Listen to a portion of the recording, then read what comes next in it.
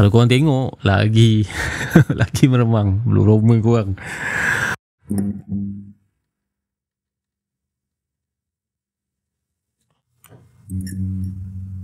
Kali ni aku boleh cakap ni memang filem terbaik daripada MCU lepas filem Endgame. Filem terbaru daripada Marvel yang bertajuk Thunderbolts. So filem ni kalau kau tengok trailer korang akan rasa tak sabar nak tengok sebab ada scene Yelena Belova tu lompat daripada menara 118 tu, Brekah 118 tu. Memang meremang mat. Kalau korang tengok lagi lagi meremang bulu roma korang. Okay, so filem ni dia mengisah filem yang bertajuk Thunderbolts. Filem Thunderbolts ni dia filem terbaru daripada Marvel yang mengisahkan tentang sekumpulan anti-hero yang pernah muncul dalam beberapa cerita sebelum ni daripada MCU, termasuk cerita Black Widow ada, Hawkeye ada, dan anti-hero ni termasuk juga dengan watak Yelena Belova, Red Guardian, Ghost, US Agent, Bucky. Dan diorang ni sebenarnya ada beberapa orang yang bekerja under seorang perempuan yang bernama Valentina Di Fontaine, macam tu nama dia. Dan diorang di offer untuk buat satu tugasan terakhir untuk bersihkan nama diorang. Tugasan terakhir ni akan bersihkan nama diorang. Tapi something happen dan kemunculan Sentry pula lepas tu. Sentry ni satu watak yang sangat kuat macam Superman, aku boleh cakap sangat powerful. So korang tengok macam mana diorang deal dengan Sentry ni lah. So kumpulan yang dinamakan Thunderbolts ni satu kumpulan yang tak diharapkan, macam aku cakap tadi, anti-hero yang disisihkan, yang ada trauma masing-masing, ada titik hitam masing-masing, ada masalah masing-masing.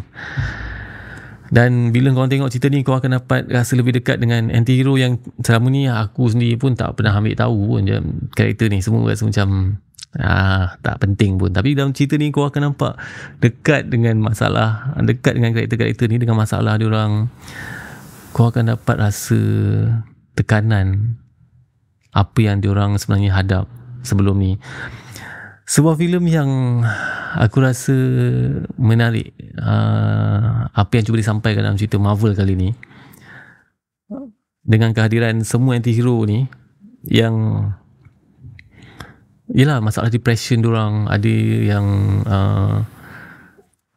pernah buat task yang sangat-sangat sukar lah, sangat-sangat kata keji. Lepas tu kali ni diorang cuba nak betulkan keadaan, dan ditambah pula dengan satu misi yang aku rasa, aku boleh cakap sangat sukar, sangat-sangat susah. Diorang terpaksa hadap dengan masalah yang diorang bawa dalam diri diorang tu. So aku boleh cakap cerita ni satu cerita yang sangat menarik, especially dari MCU. Aku boleh cakap ni memang antara filem yang terbaik selepas filem Endgame. Dia tak sampai tahap Endgame lagi, mungkin lebih kurang cerita Guardian of the Galaxy 3. Dan watak-watak dalam cerita ni pun berjaya bawa cerita ni jadi lebih menarik. Semua karakter ni, semua cerita ni lebih kepada karakter driven lah.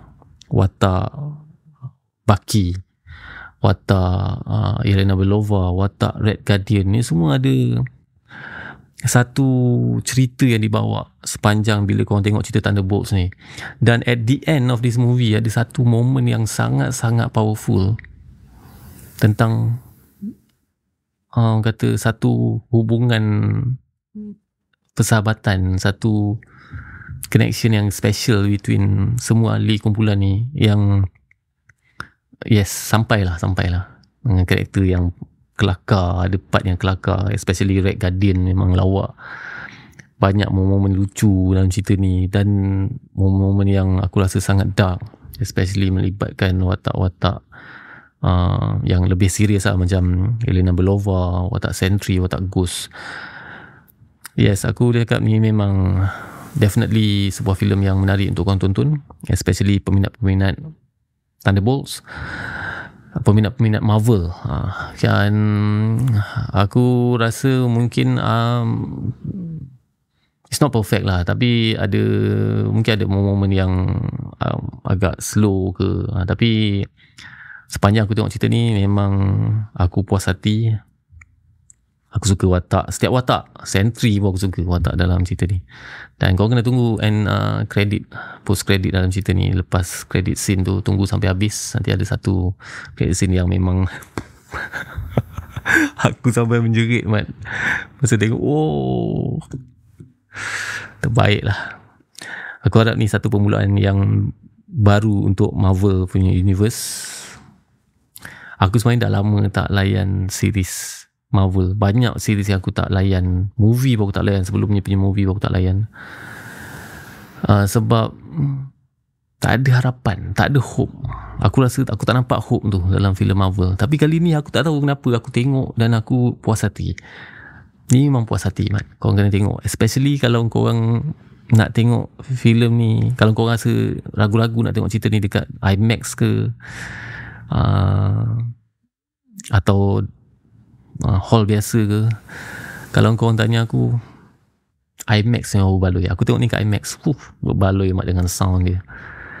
Memang berbaloi. Thunderbolts. Dan rating macam biasa, korang tunggu dekat website aku, www.kotaknyaman.com. Dekat sana pun korang boleh rate dan review movie yang sama.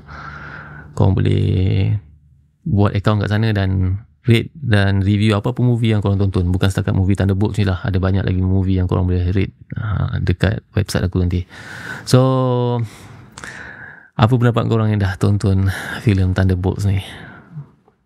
Adakah korang rasa filem ni antara filem yang terbaik daripada MCU selepas filem Endgame, Guardians of the Galaxy 3? Cuba komen kat bawah. Nyaman.